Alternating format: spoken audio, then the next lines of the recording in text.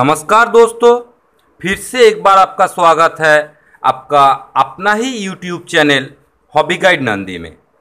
जैसे कि आप लोग जानते हैं, मॉनसून शुरू हो चुका है और बरसात का यही वक्त सबसे सही है हार्वेस्ट किया हुआ प्लांट कलेक्ट करने के लिए।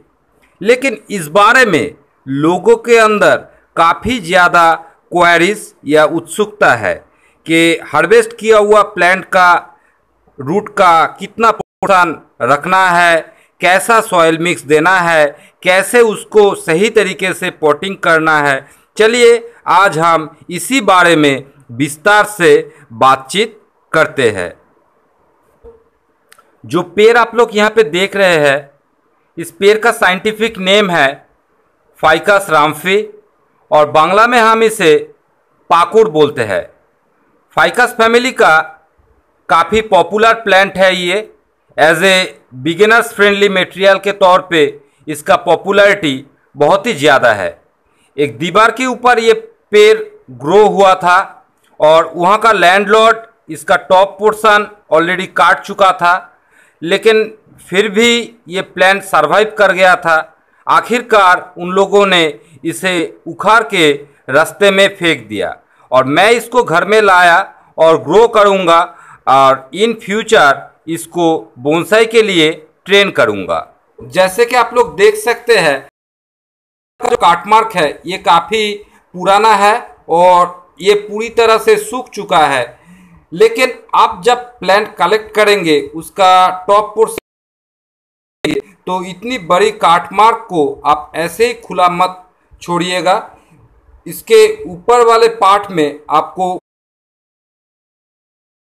या नहीं तो मोम इस तरह का कुछ चीज़ से इस पोर्शन को आपको सील कर देना है, ताकि यहाँ से पेड़ का जो नमी या वाटर पार्ट है बाहर ना निकल सके। ये अगर पूरी तरह से डिहाइड्रेट हो गया तो पेड़ सूख सकता है और आपका ये कलेक्ट किया हुआ मटेरियल मर सकता है।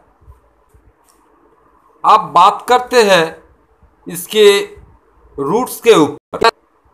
कलेक्ट किया हुआ मटेरियल का रूट कितना रखना है, ये हर किसी के लिए एक कॉमन क्वेश्चन है। हर कोई पूछता रहता है कि कलेक्ट किया हुआ प्लांट का रूट पोर्शन कितना हमको रखना है। तो स्पीसीज के मुताबिक ये वेरी करता है, लेकिन फाइकस काफ़ी हेवी मटेरियल है।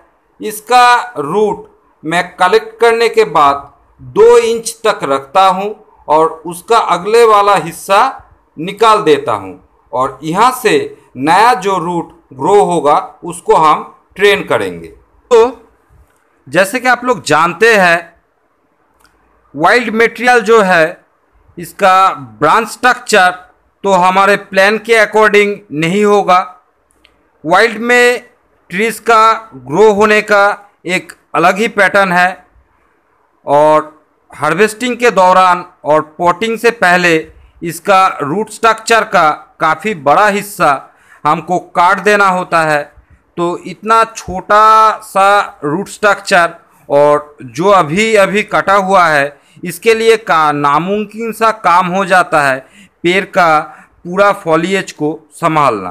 तो कलेक्ट करने के तुरंत बाद जो सबसे ज़रूरी बात है, अनवांटेड ब्रांचेस को रिमूव करना और ब्रांचेस जो आप सिलेक्ट कर चुके हैं उसको छोटा कर देना और पूरा पेड़ को डिफोलिएट कर देना, ताकि स्टीम के अंदर जो नमी बना हुआ है वो सूख ना पाए और पेड़ किसी तरह डिहाइड्रेट ना हो पाए।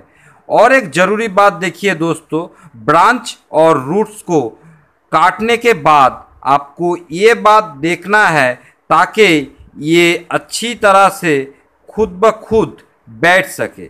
और यहाँ पे आप लोग जो नया ग्रोथ देख रहे हैं ये कलेक्ट करने के बाद हुआ है।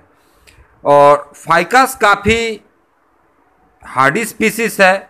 यहाँ पे एंटी फंगल का जो स्टेप है ये आप स्किप भी कर सकते हैं, लेकिन मैं पर्सनली रिकमेंड करता हूँ जब भी आप इतना बड़ा काट मार्क करें, इतना बड़ा कट लगाए, तो हमेशा सेफ्टी के लिए एंटी फंगस पाउडर आपको यूज़ करना चाहिए।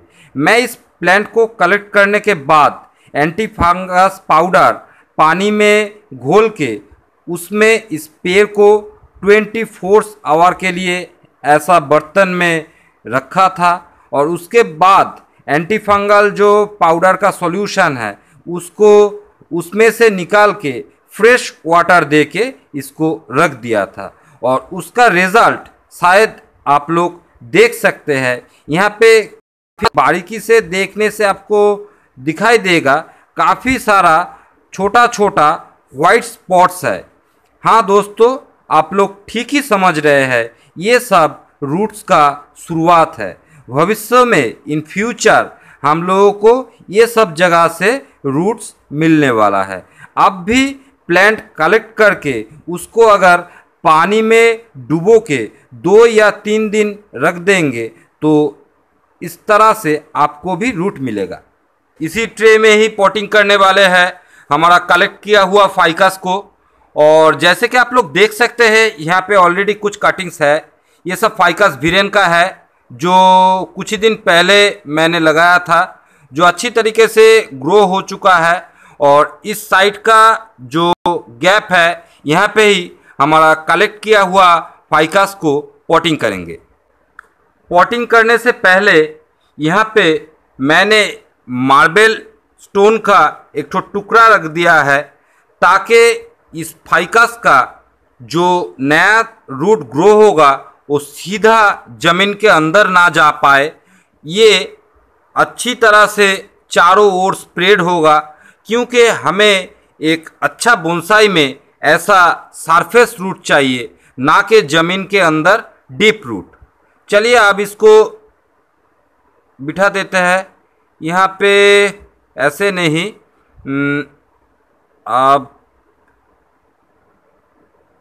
अब ठीक है, क्योंकि इस तरफ भी कुछ कटिंग्स था। तो देखिए दोस्तों, ये अपने आप ही यहाँ पे बैठ सकता है, और आपको भी कोशिश करना है रूट और ब्रांच को काटने के बाद पेड़ कुछ इस पोजीशन में आए, ताकि वो अपने आप ही बैठ सके। अब इसको सॉइल ऐड करेंगे। इसके लिए मैं अपना घर में ही बनाया हुआ सॉइल यूज़ करूँगा, जिसका डिटेल मैं सबटाइटल में दे रहा हूँ, ताकि आप भी इस सॉइल को घर में बना के रेडी रख सके। क्योंकि दोस्तों, ये जो मौसम है यहाँ पे आप जितना भी कटिंग्स लगाएंगे या हार्वेस्ट किया हुआ प्लांट लगाएंगे, सभी ग्रो होने का या सरवाइव होने का मैक्सिमम चांसेस है। तो इस मौसम में आप अगर कुछ सॉइल मिक्सचर बना के रेडी रखेंगे और 2 एक पॉट रिजर्व में रखेंगे, तो यही साल का सबसे बढ़िया टाइम है, जिस टाइम में आप आपका कलेक्शन का प्लांट बढ़ा सकते हैं। तो दोस्तों, इसको पॉटिंग कर देते हैं। पॉटिंग हो जाने के बाद ये सबसे ज़रूरी पार्ट है, आप इस तरह का किसी लकड़ी के मदद से या किसी औजार से नया दिया हुआ जो सॉइल मिक्सचर है उसको अच्छी तरीके से फिक्स कर दे, ताकि उसके अंदर कोई एयर पॉकेट ना रह जाए। क्योंकि आप लोगों को तो पता ही होगा, अगर एयर पॉकेट रह जाएगा तो वहाँ पे पॉइजनस गैस हो सकता है, जो हमारे पेड़ के लिए काफ़ी ख़राब हो सकता है।